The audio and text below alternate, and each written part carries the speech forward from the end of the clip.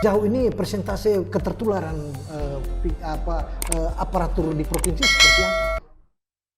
Pernah waktu itu, tetapi sudah sembuh. Oh, sudah sudah sembuh. Dan sampai sekarang belum ada lagi. Belum ada lagi, belum ada lagi, dan mudah-mudahan tidak ada lagi. Ya, itu tadi karena dan Pak Mario, kita tidak ada apel lagi.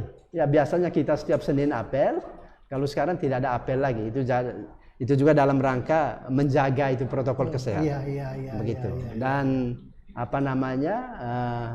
Tetapi walaupun kita dalam pandemi COVID, Pak Frans, ini para pegawai tetap bekerja dengan bekerja keras ya. Bekerja keras, betul. Tetap. Iya.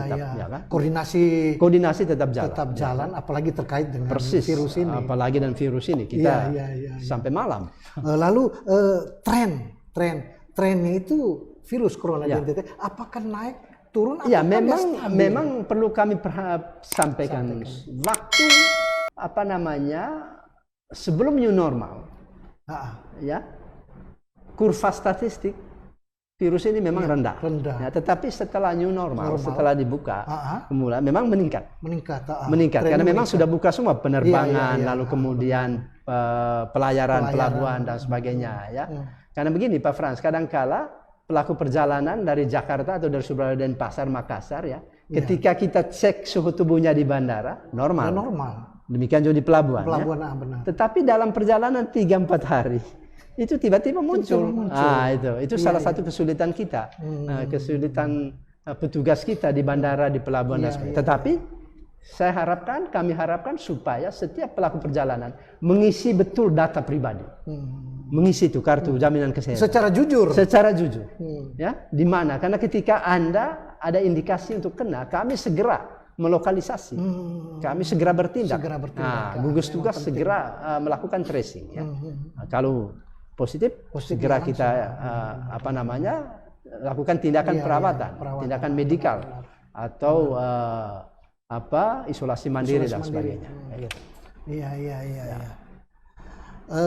Berikut Pak Marius, ini dari Pak Alfred nih, menanyakan kasus-kasus COVID di NTT kebanyakan dari klaster perjalanan. Persis. Bagaimana Satgas ini mengontrol moda transportasi supaya penyebaran COVID dari klaster perjalanan bisa ditekan.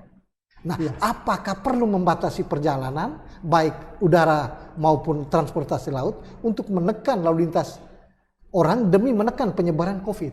Saya kira ini memang harus diatur. Iya. Memang ini dilema ya, Pak Alfred, Pak Frans ya. Kalau kita tutup semua, ekonomi stagnan. Iya, benar. Ya kan? Ekonomi stagnan. Ya. Lihat saja begitu penerbangan ditutup, industri penerbangan itu hancur. Betul. Ya kan? Padahal transportasi udara sangat penting bagi kita ya, transportasi lautnya untuk membawa logistik, membawa sembako dan sebagainya, ya kan?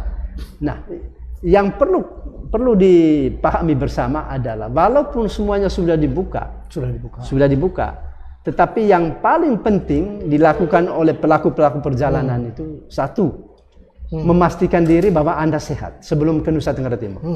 Tapi ini kadang-kala tidak terjadi, ya, karena selama ini pelaku perjalanan itu memang sehat dari sana, ya.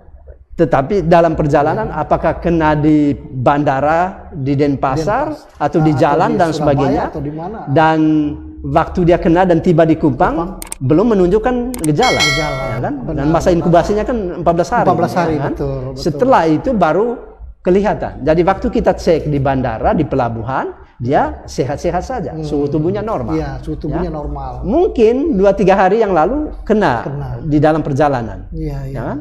Karena masa inkubasinya belum ini. Tapi iya. setelah masa inkubasinya 14 hari, bahkan ada yang sampai 19-20 hari, baru kelihatan. Ya. Nah, memang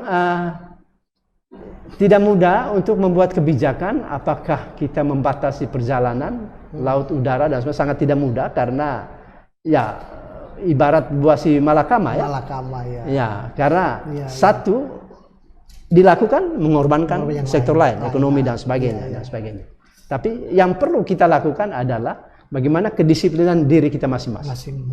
Ya, walaupun misalnya kita naik pesawat, naik kapal laut, ferry, atau apapun, bus. Tapi kalau kita bisa menjaga diri kita, tidak apa-apa. Ya, kan? Persoalan kita sekarang ini kan apa ya?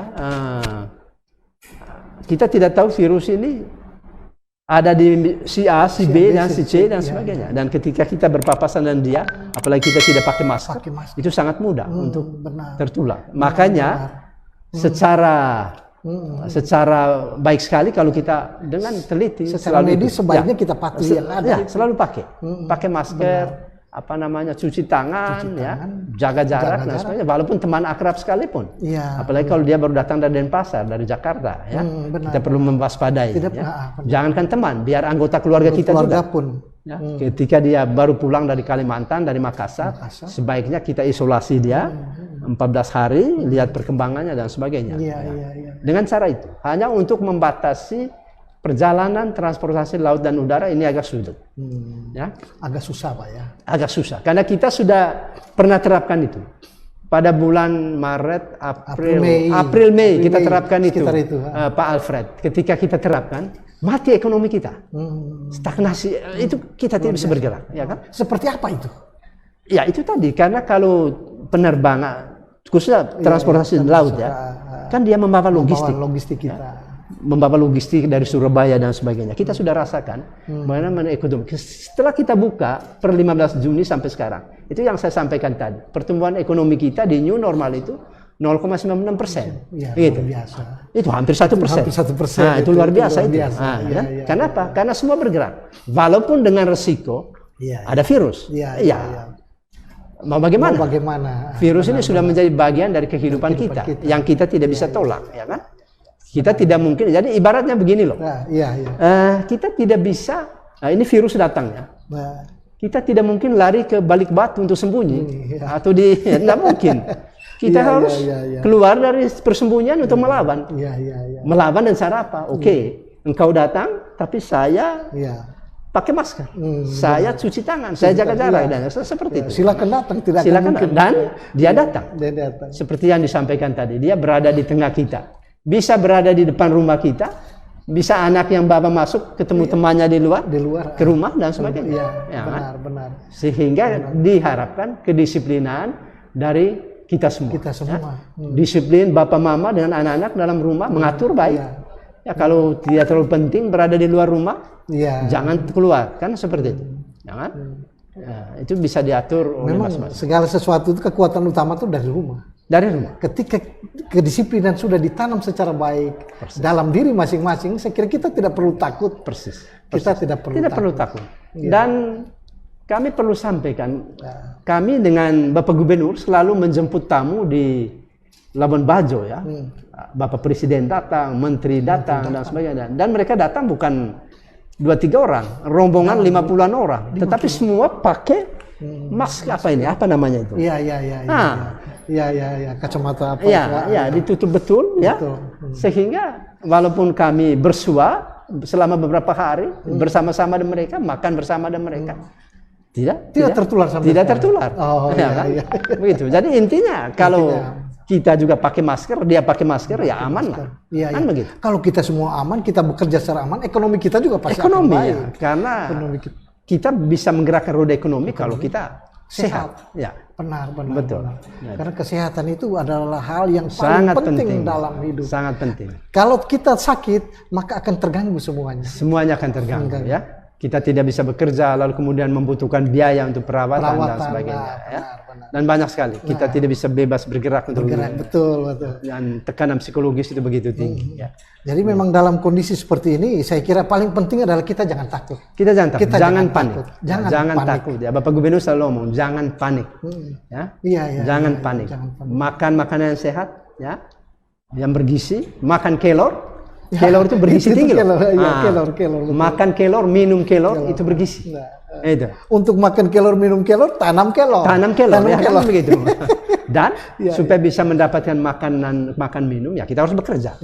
Kita harus keluar dari rumah.